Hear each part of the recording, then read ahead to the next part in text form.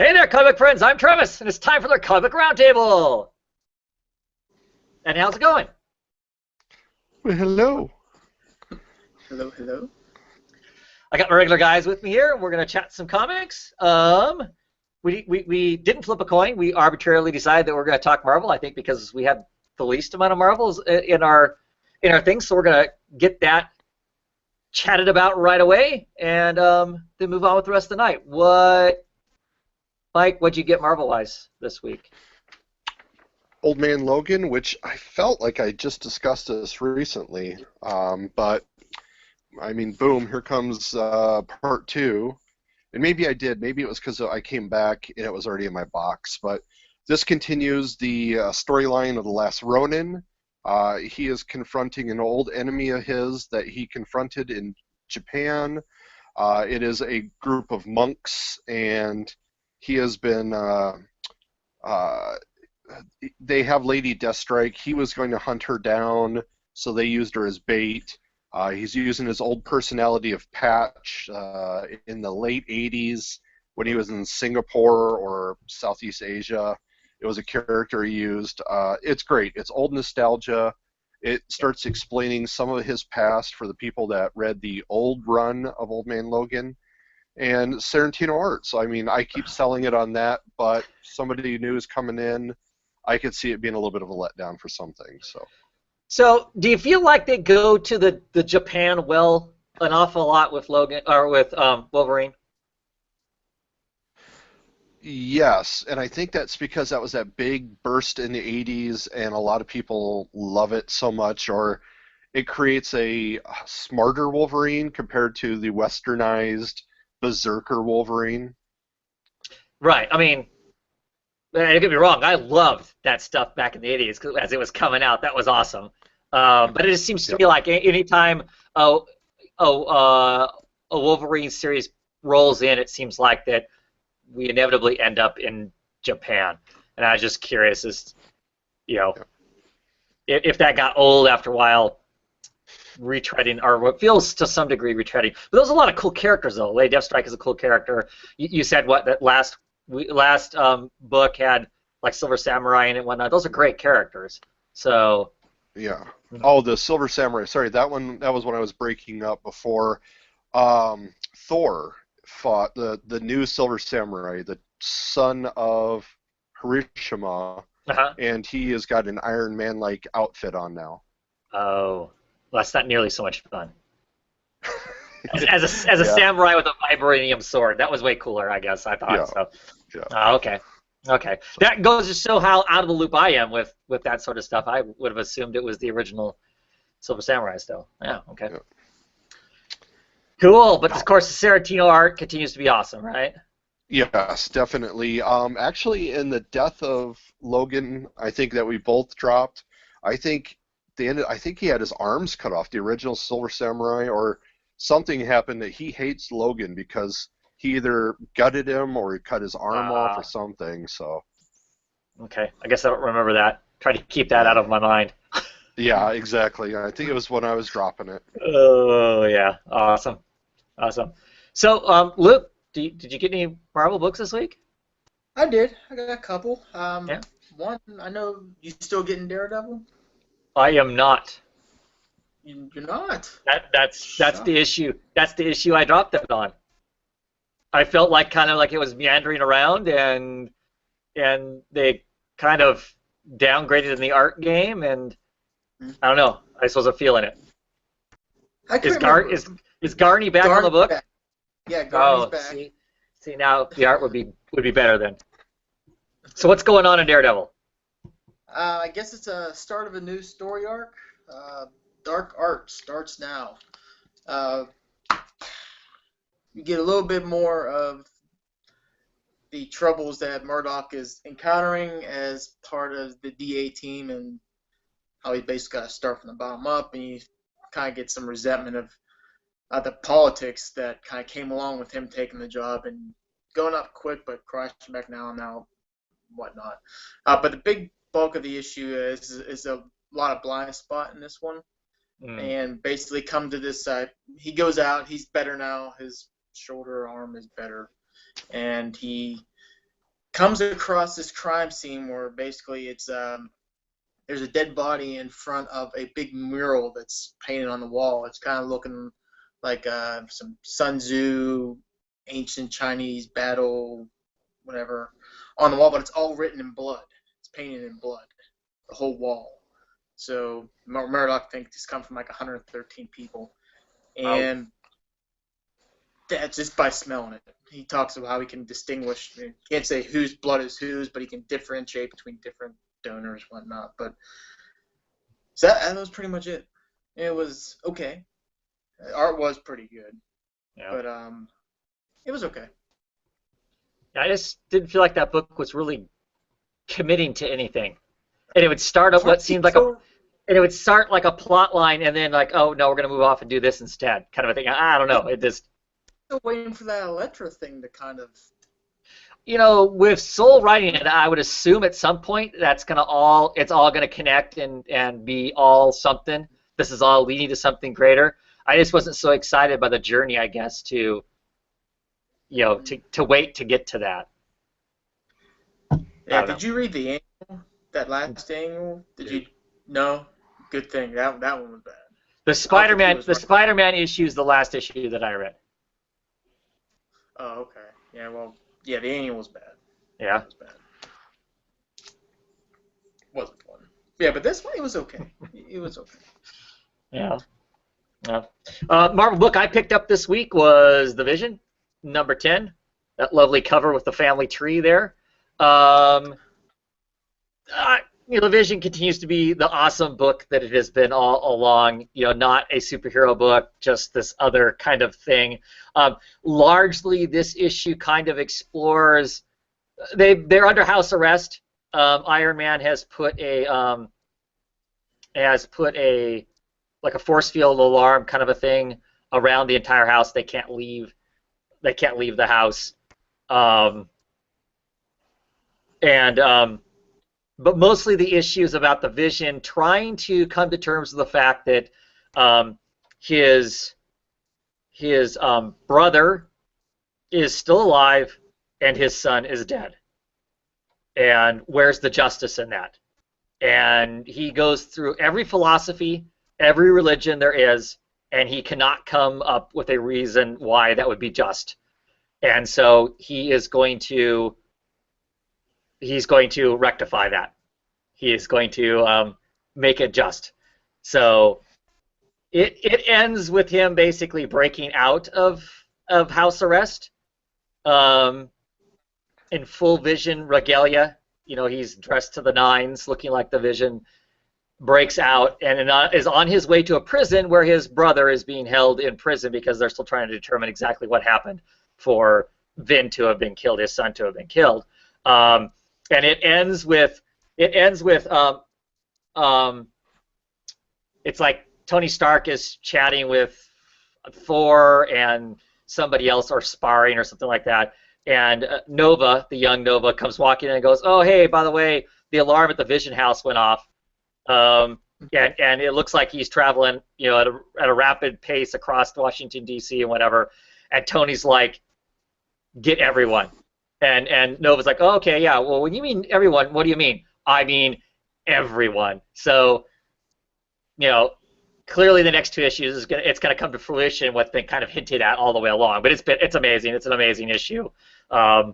Super excited for the next two to see how all that turns out and whatnot. But it's him kind of processing this whole, like any grieving parent that has their child murdered. Where's the justice? When is it going to come? How does that work? Kind of a thing. And he just can't see it. So he is going to wreak revenge. And his wife is still a total mess, and the dog is still weird, and all that kind of stuff. It's very smart comic. Very smart comic. Really, really like it. Yeah. Is that kind of tied into Civil War? No. Thing, or is it? No. It is purely on its own story, not influenced by anything else it seems out there in any way, shape, or form. Highly recommend to pick it up and trade if you haven't been picking it up in singles up to this point. I mean, I would not even bat an eye at telling anybody to go and pick the book up and trade. It is really, really good.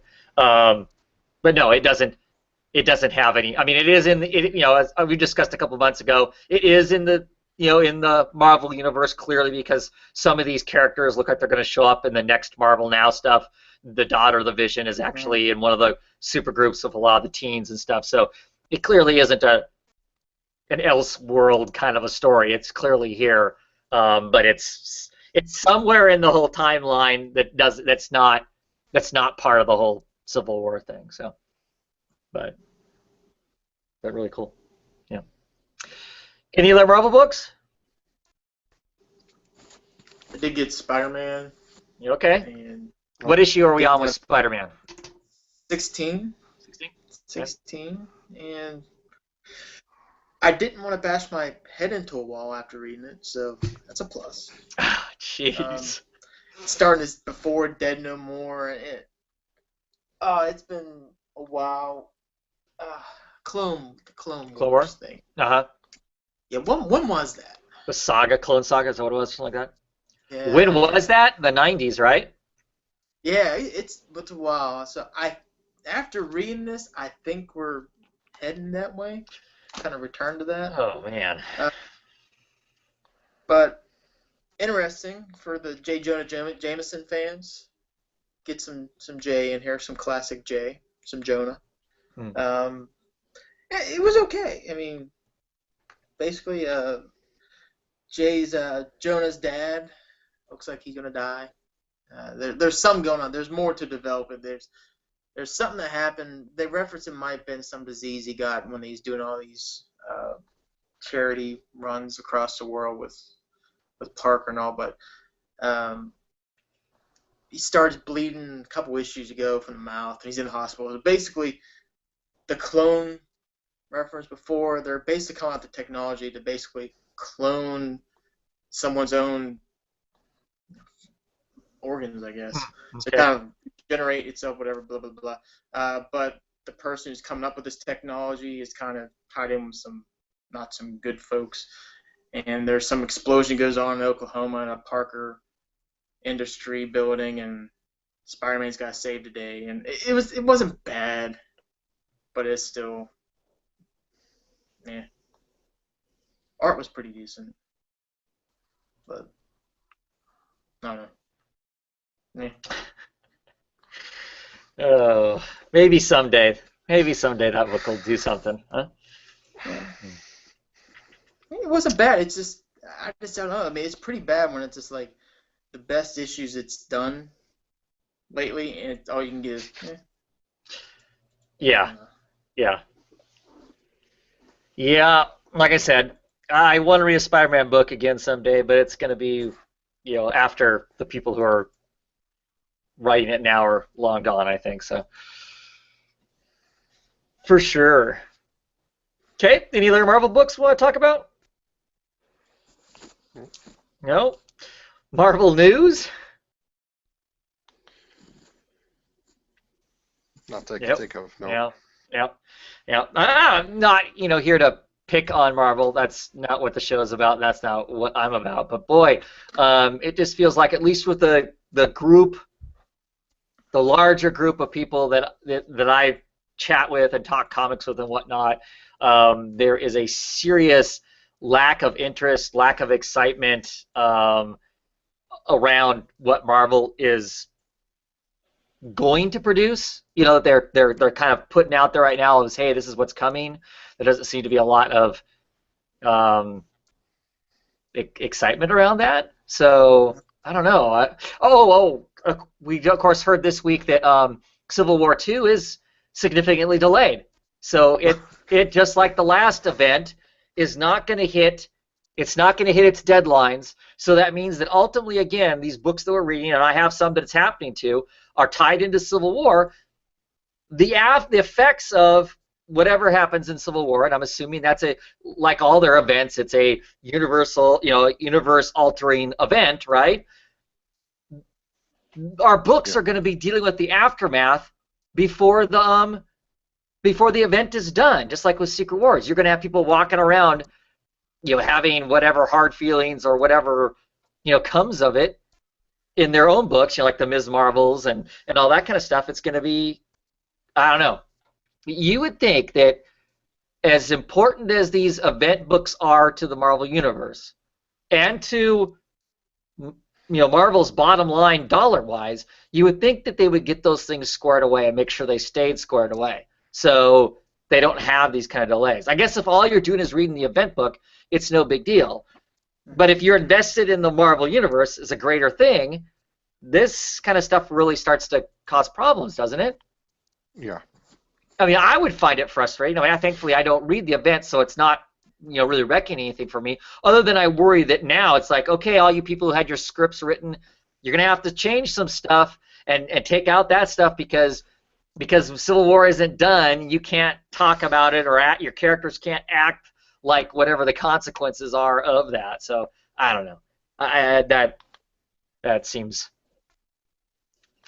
And I'd be taking shots at DC if they were putting out an event book and it landed late and it started screwing with all my other books. Which, guaranteed, there's some events coming up in DC Universe, I think, that you'll hear me start complaining about them pretty quick. Those things have to be planned and planned right, because if they're not planned right, it wrecks the rest of it. It wrecks the fun of, if you're going to try and make it all be in continuity and work together as some sort of well-oiled machine, it's not. So. Do you think that maybe this was rushed because? Go ahead, Mike. Well, no, I was just going to say, as a big Marvel fan that I got off because at $4 a book, I was getting a certain level of, wanting, like, end every comic and say, yeah, that was great. I feel they're getting flatter, more vanilla, and they're losing all their people to DC or to independent. So I was ready to step away when Rebirth hit. Yeah. And for me, for a long time now, I've been avoiding the main titles because of the whole event things, because I don't want to do the events. Tends to mess up, like, the big team books and that sort of stuff tends to make a mess of them. So I've kind of been avoiding the big name books and reading the fringe stuff, and those have just been kind of dropping. It's not a matter of me deciding I don't want to read any more books; they're just disappearing. As I'm reading, they're just gone. The Weird Worlds and stuff, they just are gone. Then there's nothing else. They're not floating anything else, interesting that's not heavily tied into the Marvel Universe out there in its place. So, like I said, I right now, because of the price with the DC books, I'm getting a ton of DC books right now. That'll change fairly quickly here, as that price point isn't worth it anymore.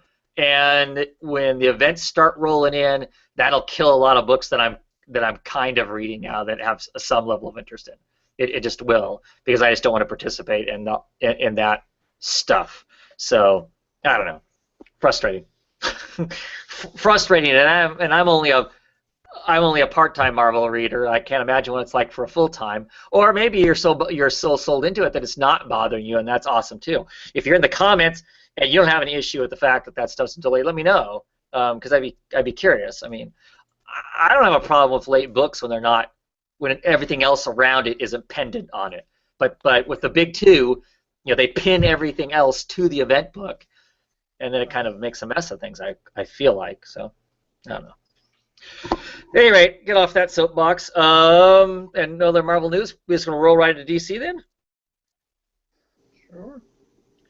And of course, I have a hellacious amount of DC books because I'm still getting the deal to buy everything that's Rebirth oriented. So, what do we want to talk first?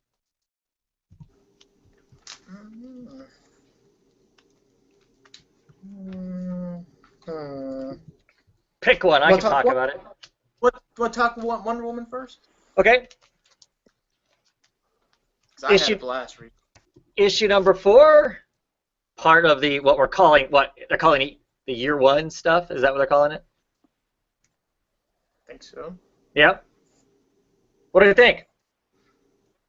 I enjoyed it. I had one little sort of gripe with it, but other than that, I love the whole Amazonian flush of character interaction you get in this. It was just awesome. I loved the competition. It was great. Art was just beautiful. Yeah. Yeah, well, yeah. I mean, you're talking about the Amazons. You're completely right. Yeah. They all immediately feel different. They all immediately feel different than like if they were, you know, talking to a bunch of ladies in Kansas or something like that. I mean, they clearly immediately have a culture as soon as they start talking. Their conversations with each other, they clearly already have relationships. It's not like they're flat and they have to have that built. They seem to already have that. I think that's all. All that stuff works really well. I thought that the characterization of Steve Rogers was interesting in this. Steve Trevor, sorry, not Rogers. I do that all the time. That Steve Trevor, they made him way more emotional than what I've ever seen in the past. Instead of making him the kind of one-dimensional, I'm special ops guy, so I don't have any feelings, kind of thing. I can compartmentalize whatever. I mean, him showing real emotion at the fact, realizing that pretty much his best friend and all the other guys that were with him are dead. I liked that, I guess, just because it was different to see that he's, that wasn't the stereotypical, that he's all hardcore and that's all he is kind of thing. So, that was cool. And I like their ability to assess these are weapons and this is how they work. That it didn't really, despite them being, despite them wielding, Dark Age weapons, they're not clueless as to what that kind of stuff is and stuff. But what was the one thing you didn't like about it? It's just how when I always forget her name, Wonder Woman's mother. Jeez. Hepatilia, or however you say her name. Yeah, she's shooting everyone to test. So they gets the two, they get shot, and then you see her do that, like get ready to brace for the impact. They just totally kind of. I was waiting for the bullets and whatever. I just thought they real quick kind of glossed past that, because after you see that, then the next thing you see her is come out in the full regalia. Yeah. I don't know. I kind of like that cutaway. We all know, right? We all know. Right. I mean, unless you have never heard of Wonder Woman, we all know the results. So I don't know. I kind of like that resolved. And you could even tell when Mom's whipping up the gun to shoot it, when she's pulling the trigger, that she knows that she's going to bounce it off. I mean, you can see it on her face, and that's the one thing I love about the art in this. You can see it on her face. The fact is that they all know that she is going to win this competition to see who's going to represent Amazons off the planet. They know it before it even starts who it's going to be. That it's going to be Diana. She's the one that's going to beat it all. And they're not really excited about that, because whoever leaves the island can't come back. You are basically being given a removal from society, from your home, and your loved ones. And so they really don't want her to go, kind of a thing. Anybody but her. But nobody can beat her. So, but like I said, I really like that. I like that shot. I thought was really, really well done artistically. When she's squeezing the trigger, you can just tell she's like, I know she's gonna do it, kind of thing. I mean, I was reading. I was just looking forward. I was something visual, and I thought Scott could have done something really cool, and saw the reaction from the crowd. It just, to me, it just like, oh. Yeah. I mean, this picture, you can see Mom's face right there. She is sad about what is about to happen. Did I just freeze? Yeah. No, you're good. Okay. And of course, there's the picture that Luke was talking about. You get this resolved, picture of her crossing the bracers, classic, Wonder Woman stuff, and then it moves off to do this, and they're already calling down the person who's going to be their champion, and it's a beautiful picture of her in the new version of the Wonder Woman costume, which I am a huge fan of the classic Wonder Woman, which I know some people don't care for, that it doesn't look right, but this is pretty cool. I mean, that does look pretty awesome, and whatnot. There's lots of little stuff in this that I just really like too. I mean, like I said, this airplane has crashed. This United States military airplane has crashed on their island, and they're going over the entire thing with a fine-tooth comb, trying to figure out exactly who these people are, and Wonder Woman's mom looking at the insignia that was on that was on Yeah. their uniforms, and it's not simply just an eagle. You know, she's like, this is an eagle with its head down. It means it's resolved. It will fight the fight if it has to, but it's not, you know, it's not arrogant warbird. That kind. I don't know. Just lots of little stuff like that that just really made them seem very, very cool. Which is funny because now we're not going to hardly see Amazons at all, right? I would assume. I would assume they take off in the invisible jet. I thought that was awesome that they brought the invisible jet back, and the invisible jet is basically the shell of the airplane that crashed. They add some scales and stuff to it. The Amazons do. They build it back up to fly again, and lo and behold, it makes it invisible. So I don't know, but yeah. Cool stuff. But like I said, I would assume we're not going to see the Amazons anymore because she's, you know, when she leaves, she's going to be banished from the place. So, good book. From the hero portion of the story, right? Right. Yeah. Right. Well, I guess you're right. I mean, they could touch back on it. I would assume we're not going to see Wonder Woman or so. Right. Good stuff. Cool. Mike, what'd you get? Got the Suicide Squad, El Diablo, and Boomerang. Oh, And I let me got the get- Boomerang cover. I got the Boomerang cover also. All right. I don't know that I picked. I think I just got this one. I may have had the option, but I don't remember anymore. So. We see a strong showing of El Diablo. I mean, his story was very well written, and I enjoyed that. I did not know much about Checkmate, but this comic made me want to learn more about them. Oh, okay. Yeah, Checkmate for quite a few years has been, you know, one of the spy organizations that normally does good, but you know, because they're a spy organization, sometimes they walk a pretty interesting gray line. So, yeah. I even liked how they did the cutouts, so it was like the chess pieces. So I thought some of the the artwork in it was very interesting and very strong. So it made me want to learn more about El Diablo too. I mean, it's I thought he was a very one-dimensional character, and this seemed to kind of make him a little bit better, filled him out a little more. Well, yeah, and it's curious because in this they're actually taking him away from the squad. And the Checkmate wants to use him to. There's some meta terrorist that's working his way through Mexico, getting ready to come across the border. And I didn't realize. I mean, I don't know anything about El Diablo. To be quite honest with you, really, other than I know he throws fire and stuff and was part of a gang. They referred to in here that he was a coyote for a while. And for people who might not be in the United States and not know what that is, that's the slang that is used to refer to the people who help run people across the border from Mexico into the United States. I don't know if that term is used anywhere else, but I definitely know it's used there. And I guess that was something that he used to do some. So to them, they feel like it's a logical, let's use him, let's send him down there.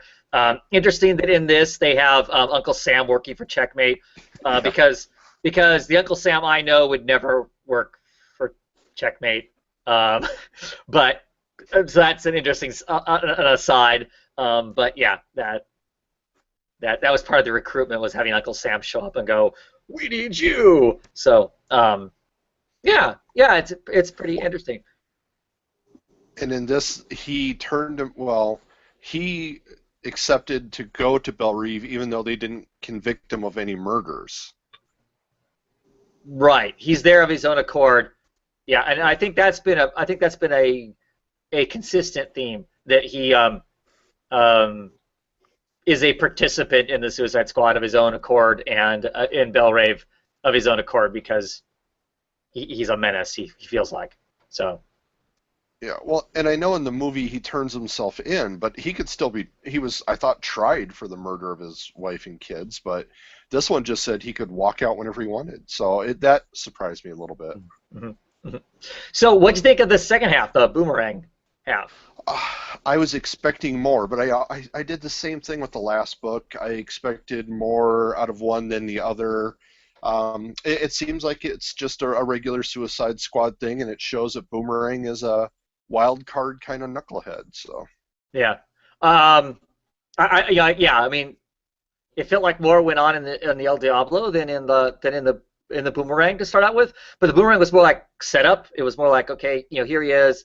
Clearly he's part of the squad, but not. I mean, I laughed as they left him behind. At one point, at the very beginning of the story, they're basically bailing on the mission they were on. They're all getting on a helicopter and flying away, and they leave Captain Boomerang behind because he was off drinking when he should have been helping them out. And as they're flying away, it's like they're all kind of like, oh no, did we forget him? Harley's like, no, we would never forget our friends. We would go back for our friends. Well, I guess we'll have to pick him up later. I mean, it's just, I don't know, that whole aspect of it was pretty funny. I mean, just how little they really give a rat's ass about Boomerang. So that part was amusing. We'll see what the actual story itself is too. But yeah, like you said, like the other one, I think at least for me anyway, I went in excited about the katana part. Was kind of like, I don't know about the Deadshot thing, and the Deadshot story ended up being awesome by the time it was done. So not writing any of it off, and I kind of enjoy this format. It's a little more expensive comic book. It's a $4.99 book, but you're getting 2 full stories in it. So it's kind of cool to get these, I don't know, the equivalent of Brave and the Bold kind of a thing where you're getting on, these kind of solo stories of some of these characters. So. Yeah, and it'll be interesting to see how he does against all these metas, because we kind of talked off air that he seems the least powerful of all the squad, but they do put him usually in a very bad situation to fight a lot of superpowered people. So. Right, and these bad guys seem to be kids inside of some sort of suit, which is going to cause a problem, because clearly, Captain Boomerang is a criminal, and he's a bad guy and whatnot, but he clearly has some level of a code, and whacking kids isn't really at the top of his list of things to do. So, it'll be interesting to see how it plays out for sure. For sure. So, what else, Luke? What else you want to talk about? I'll talk All-Star.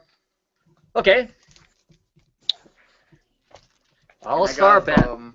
All-Star Batman. The big Snyder book comes back with, of course, with this the main story has got Romana Jr. on art, which I was scared of the idea of. I knew I was going to get it anyway, but it's like, oh man, Romana, please God, don't let there be any small children in this book, because that's a train wreck just waiting to happen. Yeah. What do you think? You have a problem? I have just a Batman problem. I can't just get one cover. I gotta get normally 2. And I said, I'm gonna go ahead and get 3 this time. This jaw cover, I love it. I love that jaw cover.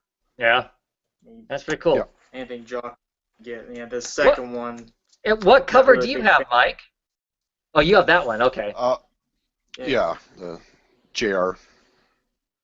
Yeah.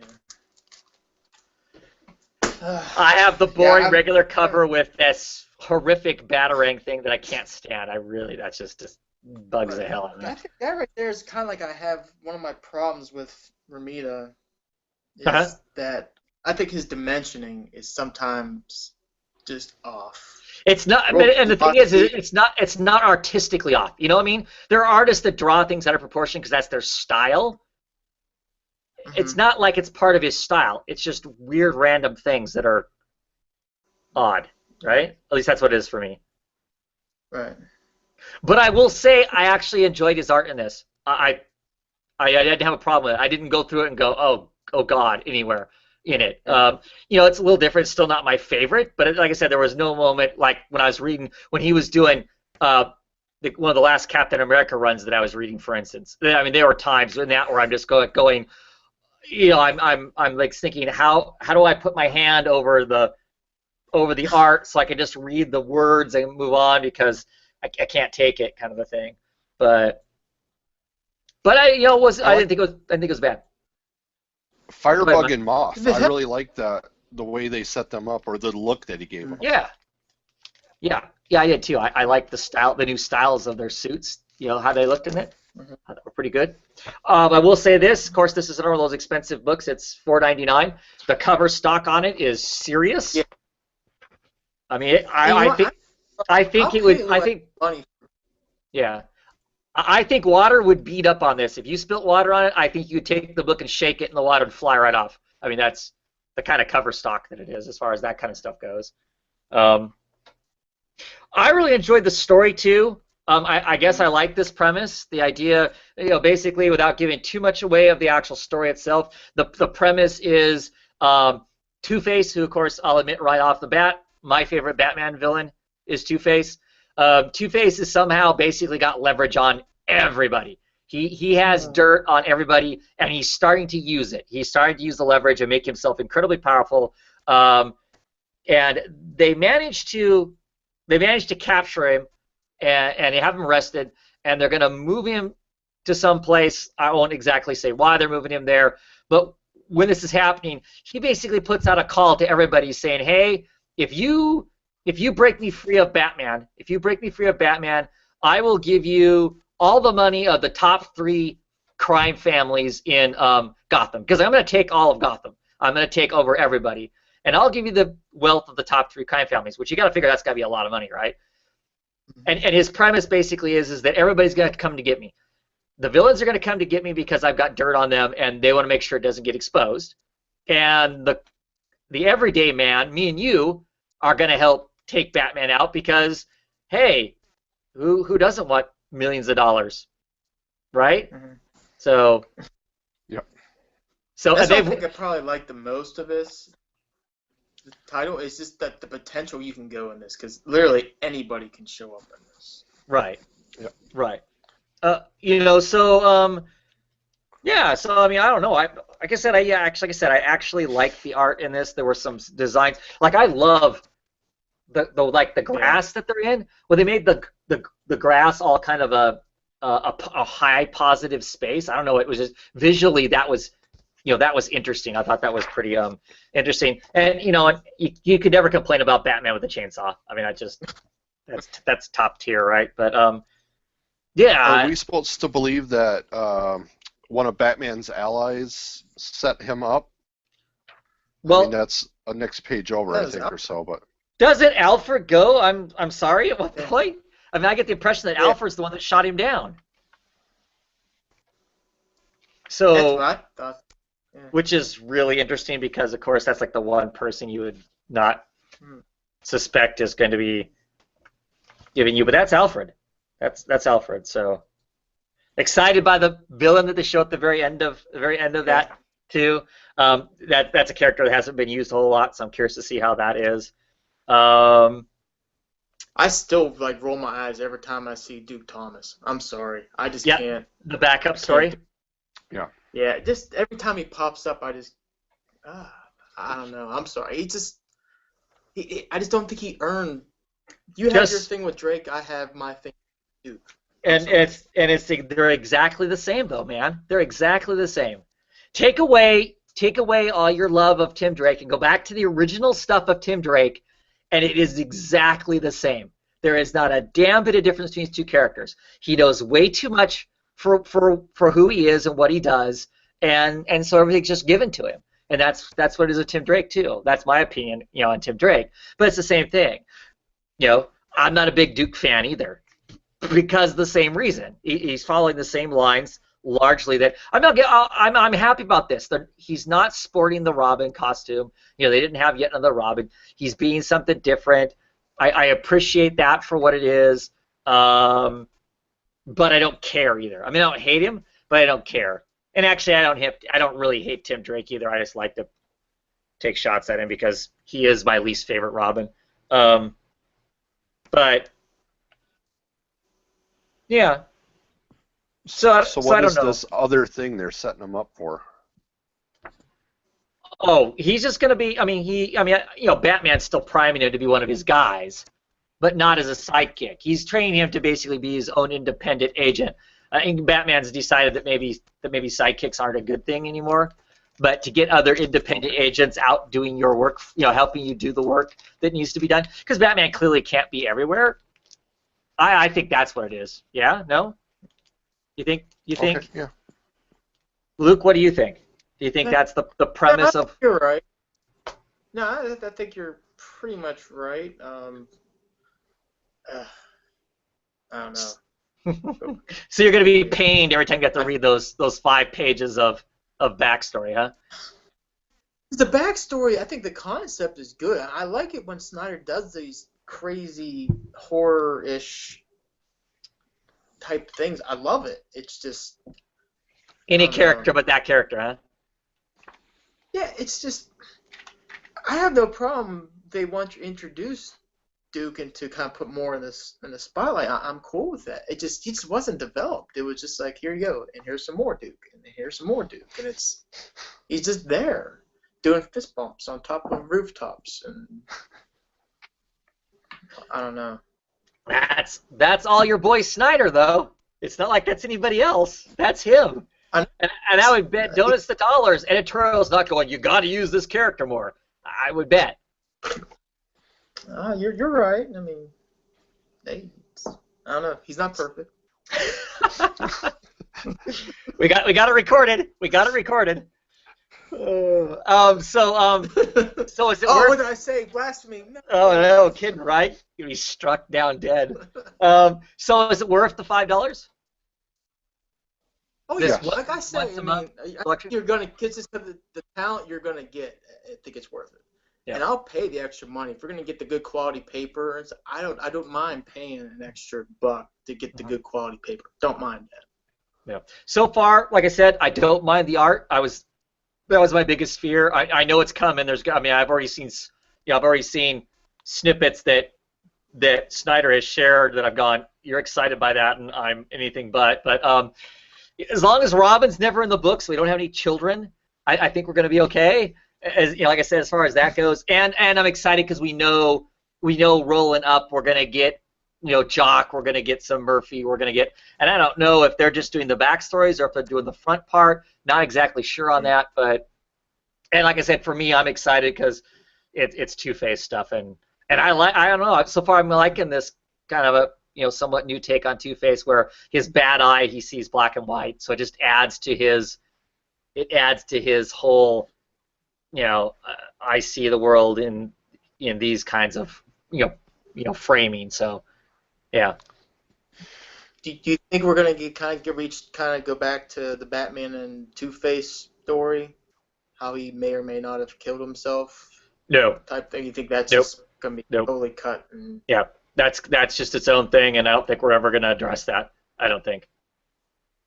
I think this being Rebirth instead of the New 52. I just think that was whatever it was, kind of a thing that happened in the Batman and Robin book. Yeah, I think that's just going to be kind of its own whatever. Right. I don't think we'll see, which is fine with me. That's a great story on its own. I loved it. I don't have a problem with the fact that it seemed like he offed himself there. I'm still going with the idea that he did kill himself in that story, and whatever. But I can read a whole another story and have him in it and be fine with that too. So because clearly at least the way Romana draws him, he looks considerably younger. To me, he looks considerably younger than Bruce does, and I've always been under the impression that the two of them were, basically peers. They were the same age, kind of a thing. So, but yeah, I enjoyed it. I was surprised at how much I enjoyed it, to be truthful, and maybe I enjoyed it also because I'm still kind of struggling with the regular Batman title, and so this Batman felt familiar. Despite my, I definitely on occasion have had complaints about some of the stuff that Snyder does, and some of how long some of the things that he's done has been on his run when he was on Batman. Reading this was like, oh, okay, I can understand this story. I get the viewpoint we're coming from, and so I may have enjoyed it more because of that too, just because of the frustrations I'm currently having with the regular Batman title. So, yeah, cool. Mike, what you think, man? I too was scared about JR's art. I didn't read a lot of his stuff for that reason, but it really was good. Like I said, I liked the character designs of the villains. Yeah, and I wasn't as crazy about the backup story either, but I'm going to keep on it. I really decided that I liked the book. Yeah. Right on. Let's see. Do you want to talk more Gotham stuff while we're talking Gotham stuff? Sure. What do you want to talk Heck. about? Okay. Detective. Yeah. Again, my problem. Yeah, oh yeah. Albuquerque cover. Nice. Nice. Big, bold yellow cover. I like that cover better than this cover. And I don't like, and I have a problem with this cover because everybody's looking down at the people they're jumping onto, except for Drake. He's like daydreaming someplace else. I don't know what his problem is, but. Detective Comics issue 938. Wow. What do you think? This was, I think it slowed down as far as the story. Yep. But I still enjoyed it. I mean, Yep. a lot of good back history between Kate and her dad, which I enjoyed. Did it say who he was talking to? I couldn't remember when he was getting the file about the Court of Owls. No, just somebody that he was getting an upgrade in security clearance 13 levels past what he really what he really was. But no, they do not tell us who that is that he walks out of way back. But the interesting part is that pretty much that scene sets that he was already working on this thing potentially. Yeah. When Kate was still a teenager, he was already working on it. So that's interesting. That kind of, I guess that's okay. Part of me doesn't like that revision. It feels almost revisionist of who he was as a general, and his relationship with Kate now gets even screwier in some ways, or more awful in just how much he's lied to her, kind of a deal, I guess. So yeah, I don't know. That part of it seems a little strange. I'm liking it too, but I agree with you that this issue felt slow. All these issues kind of really been moving. This one they basically stay in the same place. They don't change scenery at all really in it. They just stay within this military base and whatnot. There are some decent stuff in here. They do a decent job of making Tim Drake tolerable. I like Orphan. I like how they're using her as just kind of being this really scary wrecking machine kind of a thing. So I'm digging that. It kind of harkens her back to her Batgirl days, where because as a Batgirl she was probably the most lethal of all the Batgirls. But no, I'm still really enjoying it. It's a fun teen book, which is nice, right? We're getting these moments of people's backstory, not everybody's, but everybody's there. Everybody contributes. It doesn't seem like anybody says just pops in long enough to say one corny line disappears, which is sometimes in teen books you get those kinds of aspects. Right now the story is a little Batwoman heavy because kind of the adversary is attached to Batwoman, so that makes a certain amount of sense. But yeah, I'm really liking it. I had a question about Clayface though. That's what I'm kind of hoping. The only thing you really see, other than kind of when Drake was doing the technology training simulator thing, the only time he's really been used much is just for them to escape. And I hope that just doesn't become, the gag with Clayface. He's the escape tool. We'll get into the Clayface ball and down, or we'll build a bridge with Clayface. It's. Well, how does that work, building a bridge with him? He's only got so much mass, right? I was thinking about that. Right. I know it's comic books and I shouldn't be applying physics to a comic book, but part of me is like, okay, he just stretched 4 stories, and he's wide enough for the entire team to run up him. What? But at any rate, like I said, I shouldn't apply physics to comic books. That's just all wrong. But I turned to my son and went, how does that work? That is good. But yes, I hope he's not. I hope he gets more personality. They keep developing his personality. That he isn't just a tool. Because right now he's a walking object out of a utility belt. Is really what he is. Right. I mean, there's some cool scenes of him with big fists smashing people and stuff, which is fun. But the art has been solid in that book. I don't know 100% if it's all been by the same guy. Like, I can't remember if Martinez did the last issue or not. But if it's not the same artist, they're all close enough to each other that beyond that first issue, they've all felt very much alike. So there hasn't been that. It's one of the things we kind of worry about with these double shippings. Is it going to start looking hodgepodge as far as visually? And it hasn't. It's been solid. So, yeah, good stuff. Let's stick with Gotham some more. Sure. Red Hood. Red Hood. Red Hood issue number 1 after that really good Rebirth issue. Yeah. What do we think? I'm loving it, but at the same time, I'm kind of like I'm worried because I have this feeling that Lobdell's gonna come back. I'm a little hesitant because I don't know. I'm not hesitant at all. I'm not hesitant at all. I know it's going to happen. The shoe is going to drop. There's no way it's not going to. The track record is 100% proven that the shoe will drop at some point. I'm going to enjoy it while I can, but I know it's going to come, and so I prepare myself to not be disappointed with that kind of a thing. But yeah, Mike, what you think? I did not pick up the original Rebirth issue. I loved what you guys said about it, and I'm probably going to go back and get it. But I'm waiting for team member number 3, and that's the whole reason I'm picking up the book. I appreciate Todd, I appreciate Artemis, but I'm waiting on the Blue Boy. I love that cover you have. That's a cool cover. Yeah. Of course, we don't get. You're right. We don't get Bizarro in this issue, and we only get Artemis at the very end. I love what little bit she's there, though. Yes. I mean, because she is an Amazon. She's huge. I mean, they're going to use that. This is why I start to get nervous, though, because Lobdell,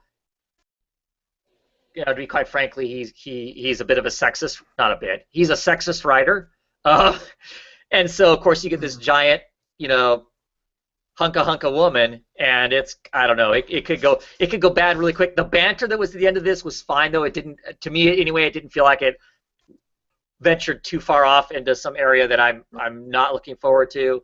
I love when she calls him a little man. He's like, oh boy, I hope that doesn't stick. I don't know. It was some fun. There was some funny banter right at the very end there. So I enjoyed that. Of course, I'm happy with the villain that he's dealing with right now. I'm a fan. I'm a fan of the Black Masks. I'll admit that too. So that makes this an enjoyable read from that perspective too. It seems a little odd that he's that fond of Granny, of that house. Mama Gunn, yeah. Because that wasn't Mama Gunn. Because I don't, I mean, that's to me that was kind of odd. I have fond memories of some really horrible time in my life. Okay, I guess. I mean, I get the idea that supposedly, it was a home of some sort, so that it was great. But yeah, I don't know. But yeah, I mean, I enjoyed this issue. It didn't have the stuff in it that I thought made the Rebirth issue really good. Because what made the Rebirth issue really good was the whole kind of his continued ongoing conflict with Bruce. That's the interesting part. Here it hints at it a little bit, but this did move stuff forward. I mean, now he has a mission. The last issue, the Rebirth issue, kind of set things up. It didn't really give us what the mission was going to be. Now he seems to have it. Okay, here's this. Here's Black Mask. He's doing this. I'm going to work with this. So cool. And I'm really curious. This team that's going to be coming, the outsider part. How's that going to work? Is Artemis the thing he was supposed to pick up? Or is it something else? You guys have a thought? That's what I was wondering. Was there something in the train and Artemis beat him to the punch, or was it Artemis? Right. Or is Artemis there to protect whatever it was that was on the train? Yeah. Or is Bizarro the thing that was on the train? That would be cool. Because I'm just really curious to see how they use Bizarro. Is this the Frankenstein monster Bizarro? Is it the Bizarro that Lex Luthor, half baked that was around during the Forever Evil stuff? Um, Hmm. you know, or is this a Bizarro that's actually from the Bizarro dimension, and so he's going to be really goofy Bizarro? Yeah.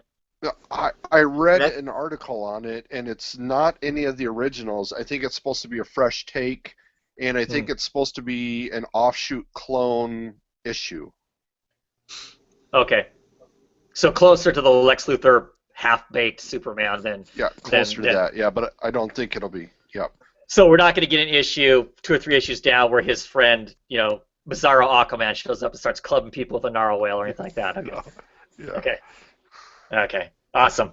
Um, but yeah, I'm on board. I'm on board for now. I'll enjoy it. But like I said, I'm not going to be disappointed when it goes wonky because I know it's going to because of who's on it. It just has to. Dexter Soy's artwork in this was great. That was really really enjoyable. yeah. So good stuff. Good stuff. Is that it for? Yeah, that's it for Gotham stuff, right? Got a whole crap load of Yeah. Superman books too. Um, Luke, you reading the Flash? I am. I am the Flash. What you think? We're on issue 4 now. Hmm. I like the art a little better. Yeah, What it I don't know has how you been. say the guy. I don't know how you say his name. Oogle, or I'm not sure. Gooch. Yeah, Yeah. Gooch. yeah. Googe. I'm familiar with him from some Wildstorm comics back in the day, but yeah. So I enjoyed the art, the interior art, more so than what I have for sure. What do you think of the I thought the story? story was okay. I thought there was a couple moments where it's just like some of the punchlines and the dialogue just felt really goofy, especially with Flash and the girl, and it just like, hey, we did it, yay! And Yeah, it's some, but I do see the point that maybe not all these speedsters are permanent. I think obviously the effects aren't permanent; it's temporary. So maybe this isn't going to drag on all that long with the whole city of speedsters, but. right. I don't know. Some I just can't. It's okay. It's Hmm. just not wowing me, but it's okay. Yeah. Yeah, I mean that's the same stuff I've talked about mostly. I think for 4 issues is kind of where I'm at still. That um, I'm not a huge Flash fan in the first place. Um, I don't know. It bums me out that he is dating Iris, right? I mean that's been established in the comic. I mean he's He he's is. he's he's having Was it lunch with her. Iris? He's having lunch with her and stuff, right? Isn't he dating Iris? I, Um, I'm who going. did he kiss? I think it the speed the female speedster he's been kind of working with, or was that Iris he In kissed? this issue, he kisses the scientist who's a speedster also, Right, which is I guess right. where I'm going to have just a minor grumble in the fact that it kind of bums me out that our hero potentially has something going on the side because I thought that it was established that he was you know hot and heavy with Iris. Mm-hmm. Isn't he? He Now has that you been, mention hasn't it, he? I don't know. Now that you mention it, Okay, I'm potentially going to my peanut gallery here. Peanut gallery wasn't in the Flash. Didn't it kind of imply that he was dating Iris, the reporter? They're at lunch. They're sitting at lunch, and he's introduced to Wally West, the newest Wally West. I don't know. I don't know if it's for sure that. Okay, maybe it's just me. I'm hanging on to old history. Maybe I don't know. Um, and if that's the case, if it's not, awesome. I mean, great. He's gonna get a relationship with somebody who can go as fast as him. If it's mm-hmm. not, then I'm bothered by it because I don't know. Why does the hero always have to be lured away by the girl? I don't know. I just got tired of that at some point, I guess. Um, But I will say the reveal at the very end, we just did this right before the New 52 ended. They just did this, oh yeah. so I wasn't really all that wowed. Right before we went into the Riddler story, Mm. he did what he did there. So I was thinking that I don't know. Yeah. Yeah. To me, it's just whatever. I mean, if you're a Flash fan, I would guess this is more fun than what I'm getting out of it. Not being a Flash fan, it is what it is, kind of thing for me, I guess. I still think that having all these Flashes, all these people with the Speed Force, the longer they're around, then the less unique Flash is himself, and I don't know. Do you Takes see ultimately that maybe like how this all comes in, maybe they all sort of turn bad and they all combine together into one entity? Is that maybe a road you think they're going to go down? No, I think it's more along the Godspeed character is going to be stealing their power. If it is that kind of thing, it's going to basically be Highlander. They're going to be only one, and they're going to be running around stealing the quickening. In this case, it's the Speed Force, and gathering it up. So whoever has the most Speed Force is the strongest, because it kind of seems that way, right, with this issue, that Right. that whoever has the most powerful Speed Force kind of sucks in everybody else. Everybody else tunes into theirs, and then they have control over it. So it's going to be a battle of Speed Forces, I think. Barry with his his control over his, and him being the hero, taking the fight to him. Last time I talked the Flash with Ryan, he kind of thinks that it's Augustus. It's the his detective friend is actually the person who is the Speed Force. Is his guess. He was at the prison, but he didn't really see him. But he wiped them all out, kind of a thing. That he's the vigilante. I don't know if that's the case or not, but interesting thought. So I don't know. Not for me though. I don't think.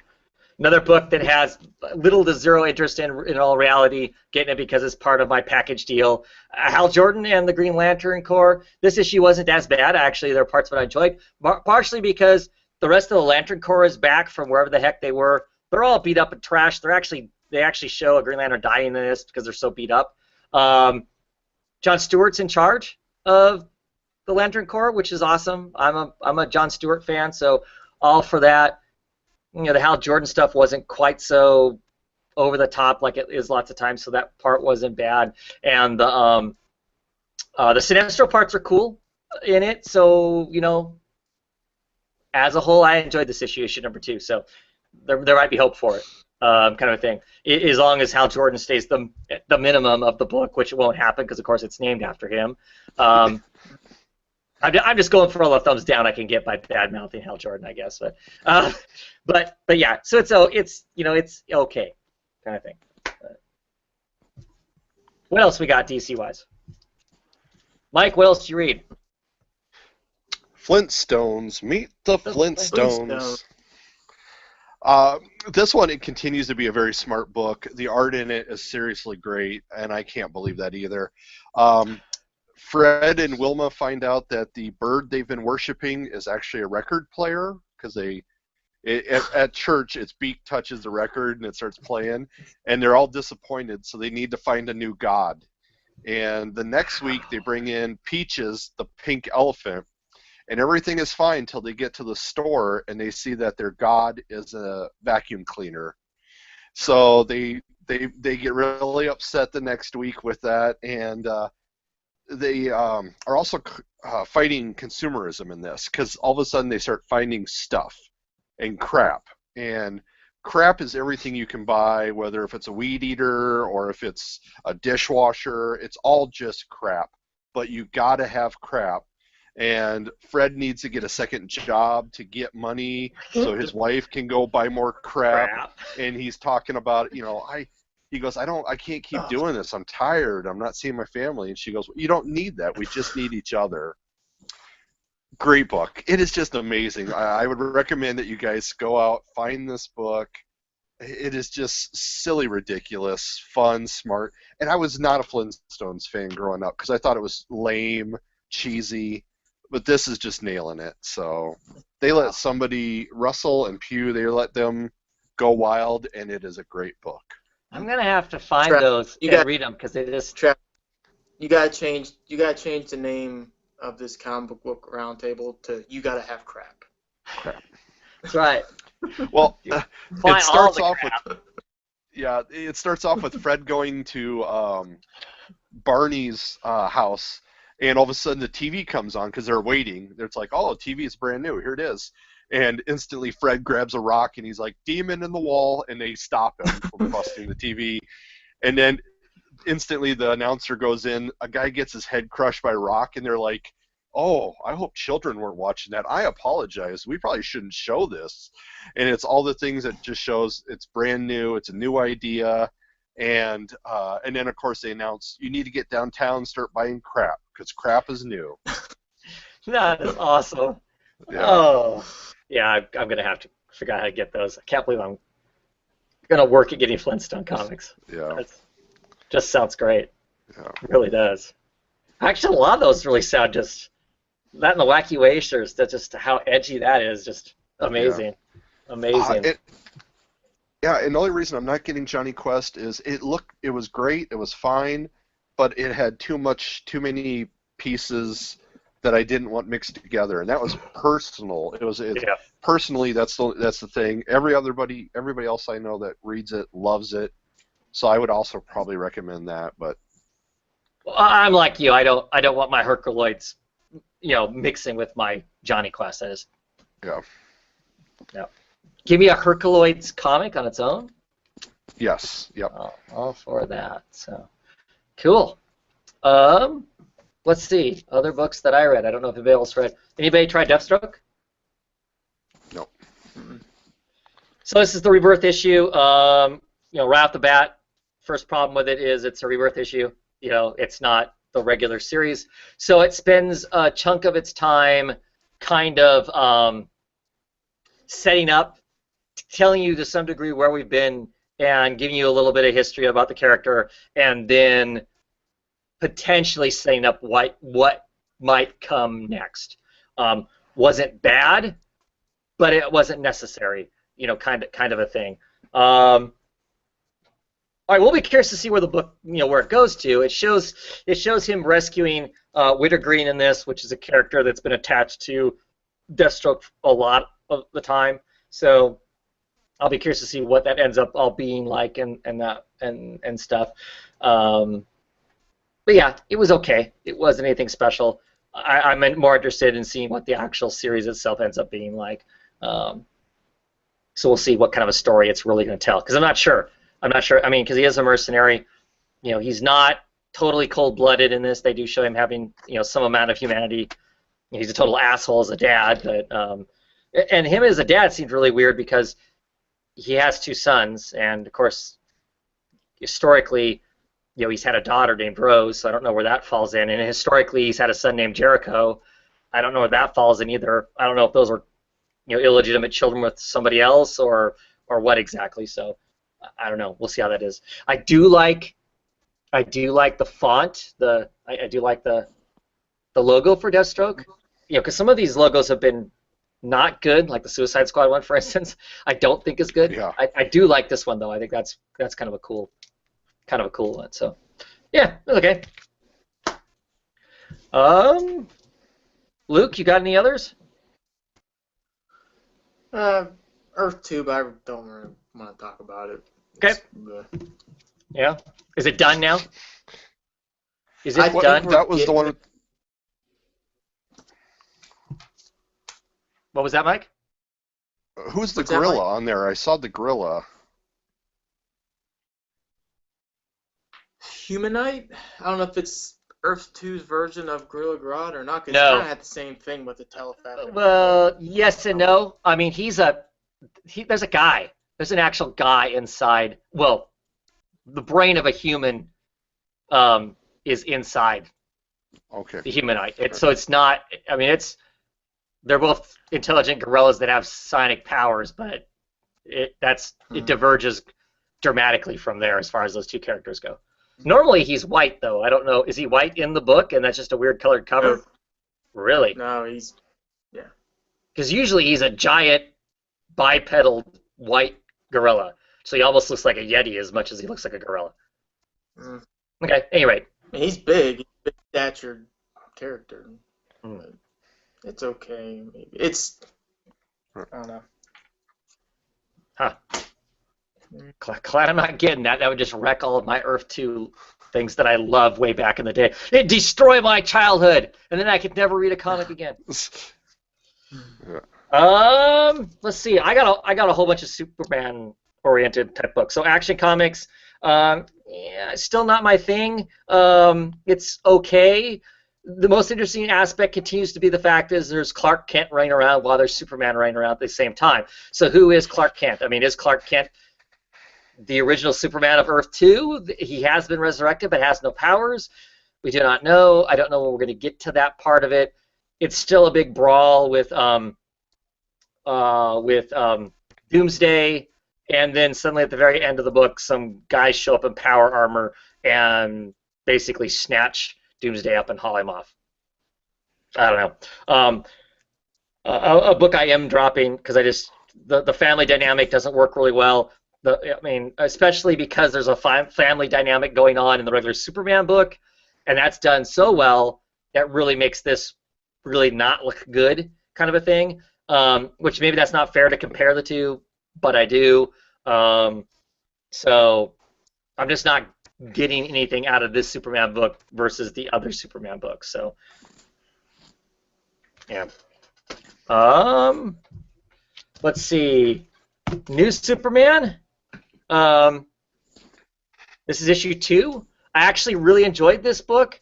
Here we got your Batman of China and Wonder Woman of China that are going to be part of the Justice League of China.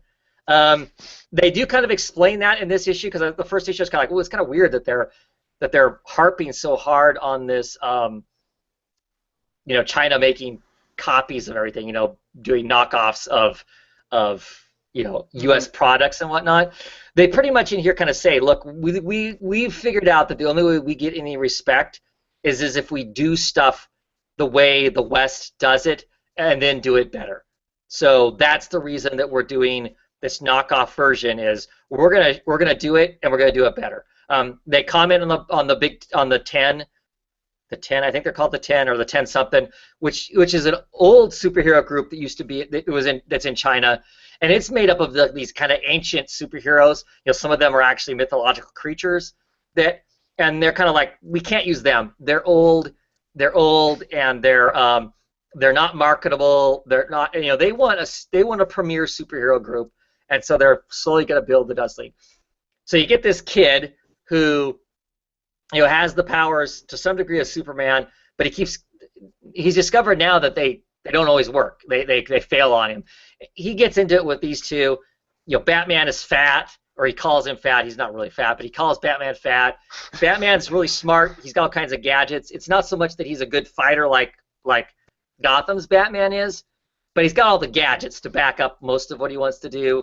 The Wonder Woman does have a lasso. It's kind of like a second skin for her. She can just control it however she wants to. So she's pretty awesome with that. They get into conflict with a supervillain. He ends up coming out on top of it. There's going to be some interesting stuff go on because they want to keep. They're like, look, you're going to be Superman, but we want you to keep acting like a kid, so you have a secret identity. At the end of this, he blows his secret identity on national television. So that's going to be interesting because they want to keep their secret identities, and they're kind of like, dude, what are you doing? So it's been kind of fun. I mean, the kid is a dick. I mean, you just kind of want to slap him half the time, but he does come out doing the right thing at the end of the day. And when he's being a dick, he gets called on it. There's other people around going, dude, you don't act like that. That's So yeah, I mean, it's interesting. It's interesting. I don't know that it's a super great comic, but it's interesting enough. I'm going to hang on to it for a while just to see where all they go with it and stuff. But I was happy, like I said, I was happy that they kind of, to some degree, explain, what the hell is it with this. Instead of having their own superhero team, why are they modeling them after the Justice League kind of thing? I mean, he's even tasked with homework to watch all these old Justice League footage so he can learn how to be the right kind of Superman. So, kind of funny. The way you describe it almost makes me think Justice League 3000. Yeah, in a way, because they are kind of in conflict with each other because they're just people they've grabbed and trained. And they're going to kind of slap them together. So there is some level of the humor there, not in the same kind of way, because the humor partially about the Justice League 2000 was the fact is that they were the people, but were missing chunks kind of a thing, which is some of the fun there, but it has some of that kind of same kind of elements to it. So, yeah, sure. Any other books? I got one more. So, I'm interested to hear about. So, Superwoman issue number 1, written and drawn by Jimenez. Santorlini does the inking over his work, and then Cox coloring it as far as creators go. I really, really like this issue. I had no idea what we were going to get. I have been basically stayed away from anybody talking about it. I mean, who was going to be Superwoman? People kind of mentioned, oh, it's Lois Lane. I'm like, how does that work? Because there's the other Lois Lane. This was Superman or whatever. So basically, yes, there's Lois Lane.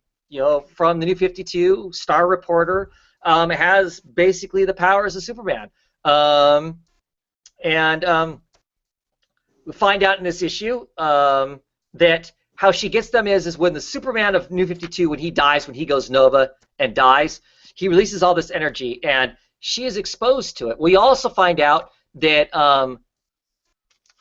Lana Lang, which if you've been reading the New 52 Superman, is like Clark's best friend. She's a redhead. Mm-hmm. She was there too. Her and Lois both were there when he exploded. They both end up with superpowers. She has superpowers too. Halfway through the book, you find out that she has superpowers too. Whereas Lois's is like she's a tank. She can fly. She's super strong. She's invulnerable. She's got the icy breath kind of stuff, the typical kind of Superman stuff. The other one she can control energies. So she's her powers kind of flirt with firestorms in the sense that she can convert energy. She doesn't actually change it into something completely different, but like she can put out a fire by pulling the right protons and electrons out of a fire, and it just goes inert, that sort of stuff. And they are basically they're going to take care of Lex Luthor, because Lex Luthor, of course, is wearing the S.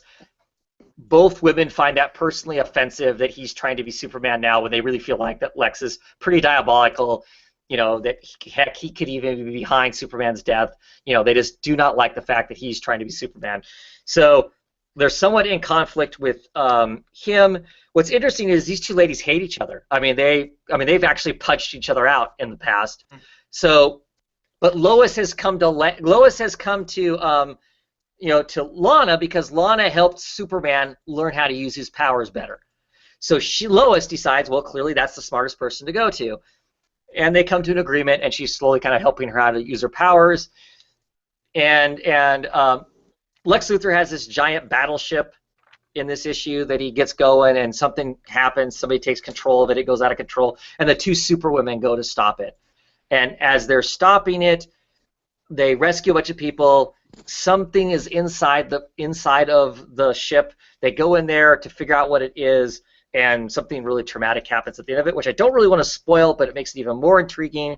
So I think the Superwoman we're seeing on the cover is not the Superwoman the book is about. I think the Superwoman the book is about Lana Lang as Superwoman, not Lois Lane.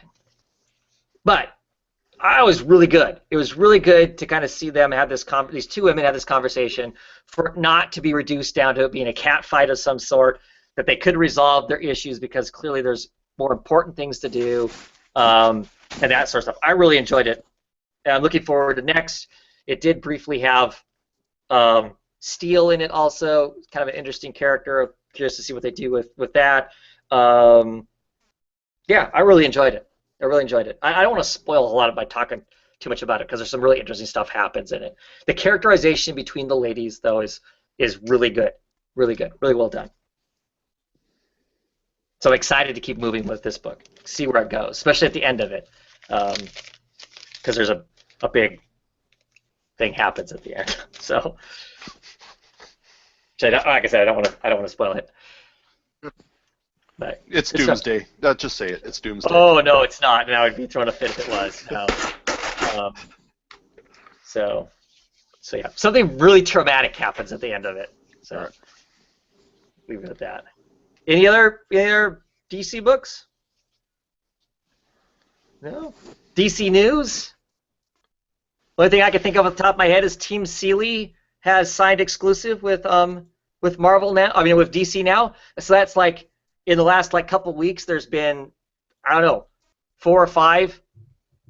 You know. Yeah, there was one that Relative. just got, I think today, right? Oh, who got announced today? Sean Murphy for 2 years. Really? He signed an exclusive I guess with he's DC, going to huh? be doing. Yeah, he's going to be writing and drawing his own Bat book. Yeah, see, I knew that before today. Somebody had asked him. He said, "Oh no, this isn't," because they were asking him, "Oh, is this the stuff you're going to be doing with Snyder?" And he's like, "Oh no, this is my own thing," which made me super excited, just to see what his own thing is going to be. That's interesting. That's really interesting that he would sign an exclusive with them. They must be paying him damn well because he after Punk Rock Jesus, he was kind of like, man, I learned a lot from that, and there's a lot of stuff I don't want to do. I don't want to do work that I don't solely own. And clearly, if he's doing Batman stuff, he isn't going to solely own that. I mean, that's not going to be his thing. So it must be a pretty good deal for him to decide to, make that choice. That's exciting. I mean, I don't know. It just seems like all of a sudden DC's just signing a ton of people, doesn't it? I mean, they're during the whole 52. I think Capullo and Snyder were the only people who had exclusives during the whole New 52 era. So they must have decided that they need to start ensuring creative talent stays with them. So good for them, I think, and exciting for those of us who like those creators. Hopefully that still leaves the door for somebody new, because I still think there are probably awesome creators out there who we're not getting to see because someone else is holding the door closed. But that's exciting. 2-year contract, huh? Mm-hmm. That's a long time. So I wonder how many issues that he's committed to. I don't know, but I don't think that one. I think I saw it and I read it today that it's not going to start until All Star ends. Okay. So I think All Star is that's a monthly, and there's 12, 13 issues on that. Mm-hmm. Yeah, we probably won't see that for a year then. Right. Which is good. I mean, if that's the case, you got time to get a head start. Well, clearly he's been working on it now some, so because he occasionally posts some pictures of it and whatnot. So that's exciting stuff. That, and like I said, with Tim Seeley, who I think is a solid writer. He's been doing some great work lately. So I'm sure they're signing contracts that doesn't affect their current work as far as the independent stuff they're doing right now. I know that Seeley's coming to an end on Revival. So I don't know. We won't see any other independent stuff from him that's not part of the either Marvel or Vertigo stuff. I know he's writing some Vertigo stuff coming up too. So yeah, interesting. Any other? All anecdotal because I don't have the numbers in front of me. I hear that that DC is grabbing a significant more of the market share currently with the with the Rebirth stuff. I don't know clearly how long that will last. I'm sure when the new Marvel stuff starts rolling in, that's going to fluctuate all that too. With all the new Marvel #1s rolling out, everybody seems to gravitate towards #1s. Doesn't matter which company's doing them. So I think there'll be a shift then again when all that happens. So that's kind of news, I guess. Under the rumor mill thing, somebody spit out some sort of silly letter saying that there was problems on the set and in the movie of Wonder Woman. That's all been debunked. Unfortunately, it seems like now the quote-unquote comic book news places, and I'm not just talking about Bleeding Cool, I'm talking about other places too, they're all falling into this category now of not really checking their sources worth a damn before they put stuff out and say that it's news. This was an anonymous letter, and from anything anybody can tell, the director has come on multiple times onto social media to say that it's utter bullshit, that there's all these problems and whatnot, and there's nobody else to back those things up except for an anonymous letter.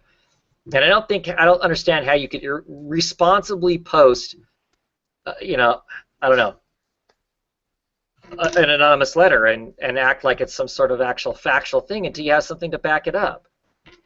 So, but at any rate, so that's one of the reasons why if anybody wonders, you hear less news stuff out of me, because I don't trust the news anymore. it doesn't, because so much of it doesn't feel remotely genuine, unless the news is this is a book that's coming out or whatever. It doesn't.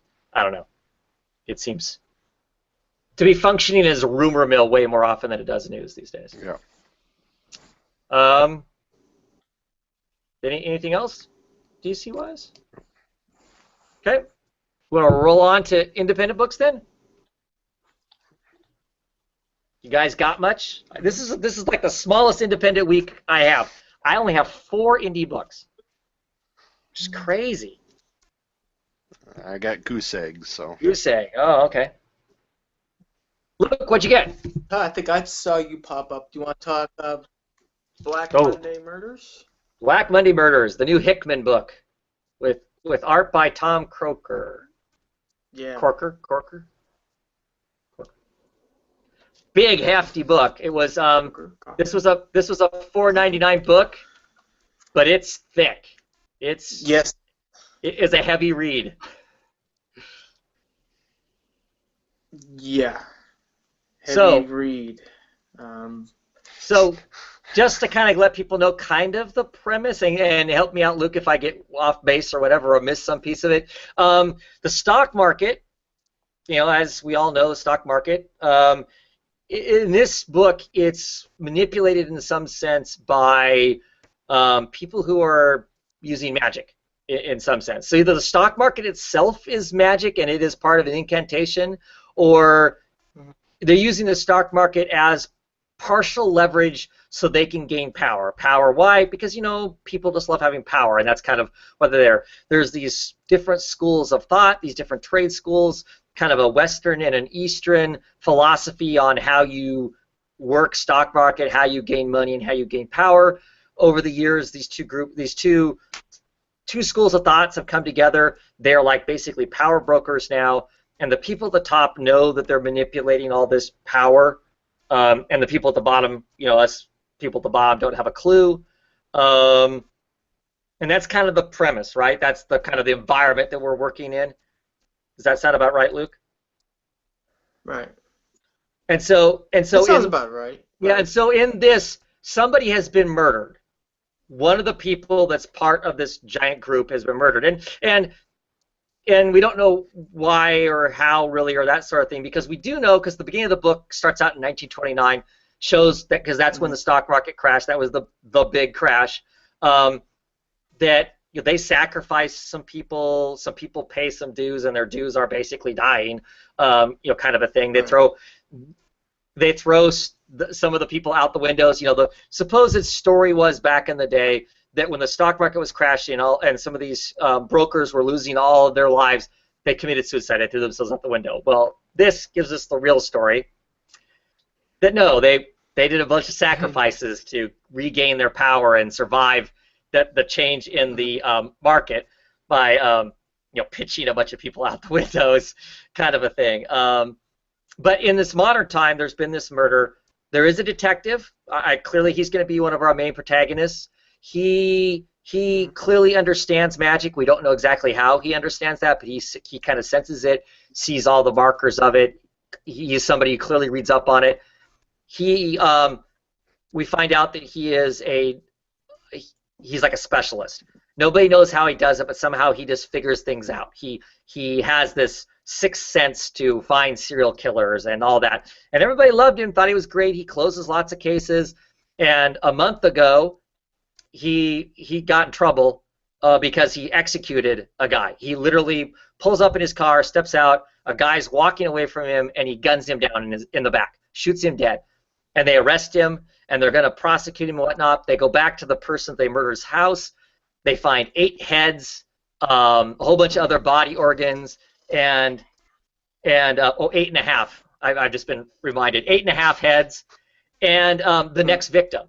So they're not quite so inclined to actually convict him, because despite the fact he murdered the guy in cold blood, he murdered a serial killer in cold blood. So he's supposedly on suspension. Well, they take him off suspension because there's this kind of weird murder has happened. So that's kind of the history of this detective, and that's kind of the basics of the story, right? It is, and there is, and I don't think you want to go beyond the basics because I Right. thought there was a lot of moving pieces, a Oh, lot yeah. of things you kind of have to reference to as you're reading. I enjoyed it. I really did. I liked it. I really did. It's just something that you gotta commit to it, I think, when you're reading it. Yeah. Especially maybe it'll kind of get a little easier as we go on, but this one you need to really focus on what you're reading, be able to go back and flip through and look at trees and hierarchies and whatnot. But it was good. Yeah, there is no real back matter in this book, but there is plenty of stuff that's like this that you want to read. You want to read because it's little pieces of information on these schools of thought, these like Luke said, these hierarchies of who's in charge of these this basically secret magic cabal that's operating. There's clearly more than one. It's not like these are the only people that are doing this. They're just one brokerage. They're one broker house, and that's what they're doing. But you want to read this stuff because it does have information in there and whatnot. But yeah, it's a heavy book as far as the stuff that's there. And there's some legit reading, but it is really, I really enjoyed it. I really enjoyed it. I think it's going to be, to some degree, it's going to be a slow burn as far as some of it goes. Like a lot of Hickman stories. Hickman, my experience of Hickman is he writes for the long haul. You're not going to get, I mean, this is a good first issue. I think you get a lot to get a hold of in this first issue. Like I said, it's hefty. It's a big book. But there's a lot of stuff in here that I think you're going to slowly get bits and pieces of over time, kind of like East to West. There's a lot of characters doing a lot of stuff, and you get a few pieces here, a few pieces there as we go along. But I really enjoyed it. I'm really excited about it. I will say this is kind of the kind of story I like anyway. I like magic kind of things, kind of slid in. Magic realism, where it's kind of slid in amongst what we all accept as being this is how it is in reality. There's this other stuff over here going along that's manipulated in some sort of potentially diabolical kind of a way. So yeah, I mean, there's the whole conversation that happens, Luke, where they're riding along, they picked up somebody that's come back into the country because that person's died. That whole conversation that's going on in that limo.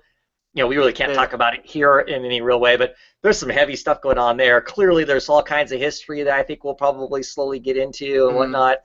That whole, how much of a power shift went on in that car in the matter of a page and a half was pretty amazing, right? Yeah, that's some good writing. Art's really cool. Minimal colors. It's all kind of really dark. The color palette does change, but like I said, it still stays really heavy and really kind of dark, kind of a feel to it. So I don't know. It's cool. I'm excited for it to see what it ends up being. Yeah. So. Do they say how long this is? Is this ongoing, like indefinitely, or is this I think it's on. I think it's ongoing. I don't think there's anything about it that says it's a mini. So. So I would assume it's kind of like his other books, like East to West and stuff. The longevity is going to be there based on us buying it, I think. So. Okay, I passed on. I went back today and got something else, and I saw it on the shelf. I was like, I'll give it a shot. I'm glad I did. It was good. Yeah. I liked it. I liked it a lot. I think it's going to be some good stuff. So. Cool. Mike, were you getting House of Penance? No. Or did you pass on that, right? You passed on that? Yep. And Luke, you did too, right? I did, and I think from what I'm hearing, I'm kind of kicking myself in the butt for doing it. Really cool. I won't talk about it tons. People should go pick up the trade. We're on issue 5. I don't know. There's a lot of issues left of this, I don't think. Art is so cool. Bertram's art works really well for this just kind of craziness. Things are starting to go really bad at the Winchester house. There was this kind of loose control over everybody doing what they need to do. I mean, this house is full of, kind of ex-hardened criminals, and it all kind of spills over in this issue. Some of Winchester's family members come to kind of haul her off to the crazy house because they think she's nuts, clearly. and so some conflict happens there and stuff, and there's this whole what she sees around her versus the reality are just some crazy stuff, and that's where Bertram's wonderful art comes into play. Just the blood that she sees because she has so much guilt over being part of the Winchester family, and the the repeating arms and all that kind of stuff, and her just thinking that all that stuff is coming together. You get these just wonderfully crazy scenes that are just pretty twisted, of her talking to her dead daughter, who she thinks is being pulled away into some horrible thing, and she's continuing to have to pay this penance for what her family has created and stuff. But like I said, this issue in particular, it gets really out of control. So I don't know how much time Miss Winchester has left, but good stuff. Just really cool. Really cool. Visually very stimulating. That's the big thing that makes it really good. You got any other independent books, Luke? I got one. Got Harrow County. And I know you trade read this up.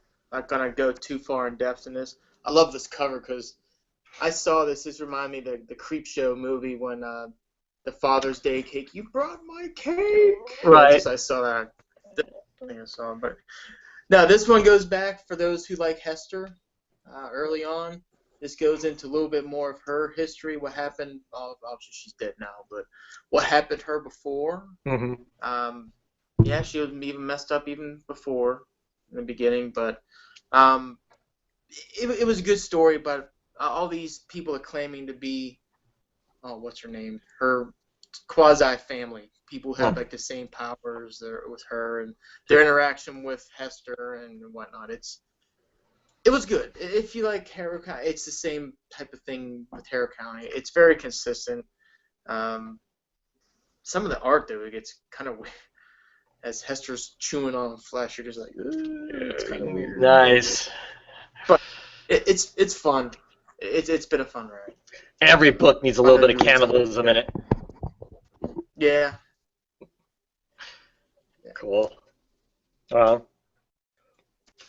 I'm still picking up Birthright. This is issue 18.